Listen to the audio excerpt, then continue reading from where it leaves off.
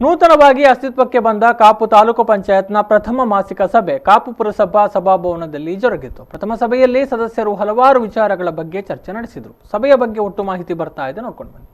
ಇತ್ತೀಚೆಗೆ ಸುರಿದ ಕುಂಭದ್ರೋಣ ಮಳೆಯಲ್ಲಿ ಮನೆ ಹಾಗೂ ಸೊತ್ತು ಹಾನಿ ಉಂಟಾದುದಕ್ಕೆ ರಾಜ್ಯದಿಂದ 10,000 ರೂಪಾಯಿ ಪರಿಹಾರ ಸಿಕ್ಕಿದೆ. ಆದರೆ ಕೃಷಿ ಸಂಪೂರ್ಣ ಹಾನಿಯಾಗಿದೆ. ಇದಕ್ಕೆ ಪರಿಹಾರ ನೀಡುವವರು ಯಾರು ಎಂಬ ಪ್ರಶ್ನೆ ಕಾಪು ತಾಲೂಕು ಪಂಚಾಯತ್ನ ಪ್ರಥಮ ಮಾಸಿಕ ಸಭೆಯಲ್ಲಿ ಧ್ವನಿ ಕೇಳಿಬಂದಿದೆ. ಆದರೆ ಕೃಷಿಯ ಬಗ್ಗೆ ಚರ್ಚೆ ನಡೆಯುತ್ತಿದ್ದರೂ ಕೃಷಿ ಇಲಾಖೆಯ ಅಧಿಕಾರಿಗಳು ಗೈರು ಹಾಜರಾಗಿದ್ರು.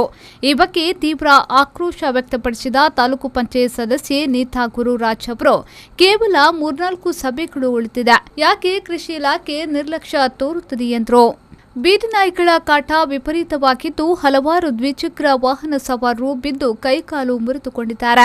ನಾಯಿಗಳ ಕುತ್ತಿಗೆಗೆ ರೇಡಿಯಂ ಪಟ್ಟಿ ಹಾಕಿದ್ರೆ ಅಪಘಾತ ಕಡಿಮೆಯಾಗಲು ಸಾಧ್ಯ ಎಂದು ಸದಸ್ಯೆ ಗೀತಾ ವಾಕ್ಲೆ ಸಲಹೆಯನ್ನ ನೀಡಿದ್ದಾರೆ. ಕಟಪಾಡಿ ಪ್ರದೇಶಗಳ ಅಂಗನವಾಡಿ ಕೇಂದ್ರಗಳು ಶಿಥಿಲಾವಸ್ಥೆ ತಲುಪಿದೆ. ಅದನ್ನ ರಿಪೇರಿ ಮಾಡದಿದ್ರೆ ಅಪಾಯ ಕಟ್ಟಿಟ್ಟ ಬುತ್ತಿ ಎಂದು ಸದಸ್ಯರು ಗಮನ ಸೆಳೆದರು.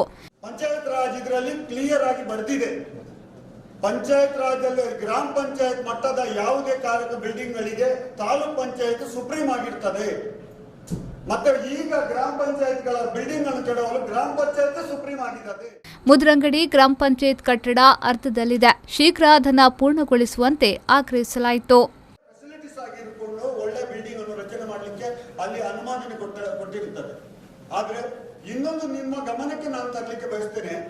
ಪಂಚಾಯತ್ ರೆಗ್ಯುಲೇಷನ್ ಆದ್ರೆ ಪಂಚಾಯತ್ ಕಟ್ಟಡಗಳನ್ನು ನಿರ್ಮಿಸಲಿಕ್ಕೆ ಕೆಡವಿದಕ್ಕೆ ಪಂಚಾಯತ್ಗಳಲ್ಲಿ ಅದಕ್ಕೆ ಅಧಿಕಾರ ಇರ್ತದೆ.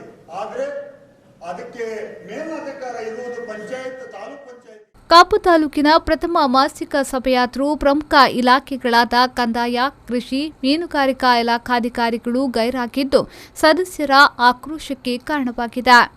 ಈ ಸಂದರ್ಭ ತಾಲೂಕು ಪಂಚಾಯತ್ ವಿಸ್ತರಣಾಧಿಕಾರಿ ವಿವೇಕಾನಂದ ಗಾಂವ್ಕರ್, ಅಧಿಕಾರಿ ರಾಜೇಶ್ ಶೆಣಿ, ಕಾಪು ಶಾಸಕ ಲಾಲಾಜ್ ಮೆಂಡನ್, ಅಧ್ಯಕ್ಷೆ ಶಶಿಪ್ರಭಾ ಶೆಟ್ಟಿ, ಉಪಾಧ್ಯಕ್ಷ ಯುಸಿ ಸೇಕಪ್ಪ, ಸಾಮಾಜಿಕ ನ್ಯಾಯ ಸಮಿತಿ ಅಧ್ಯಕ್ಷ ದಿನೇಶ್ ಪಲಿಮಾರು ಉಪಸ್ಥಿತರಿದ್ದರು. ಸುರೇಶ್ ಶರ್ಮಾಳ್, ವಿ4 ನ್ಯೂಸ್ 24/7 ಪಡುಬಿದ್ರೆ.